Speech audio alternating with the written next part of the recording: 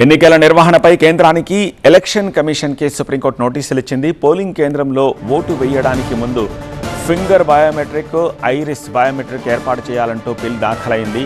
దొంగ ఓట్లను నివారించడానికి చర్యలు చేపట్టాలన్నారు పిటిషనర్. బీజేపీ నేత అశ్విని కుమార్ దాఖలు చేశారు ఈ పిటిషన్పై సిజేఐ సూర్యకాంత్, జాయ్మాల్యా బాగ్చి ధర్మాసనం విచారణ చేపట్టింది. రాష్ట్రాల సహకారంతోనే బయోమెట్రిక్ అమలవుతాయని అశ్విని కుమార్ అన్నారు. దీంతో రాష్ట్రాలు కూడా నోటీసులు జారీ చేసింది సుప్రీంకోర్టు. ఇది అమలు కావాలి అంటే నిబంధనలను సమూలంగా మార్చాలన్నారు సిజేఐ.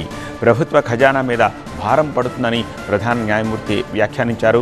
బయోమెట్రిక్స్ కోసం రాష్ట్రాలు సహకరించకపోతే, ఆర్థిక శాఖ బడ్జెట్ ఇవ్వకపోతే ఈసీ మా దగ్గరకు రావచ్చు అని సిజేఐ అన్నారు.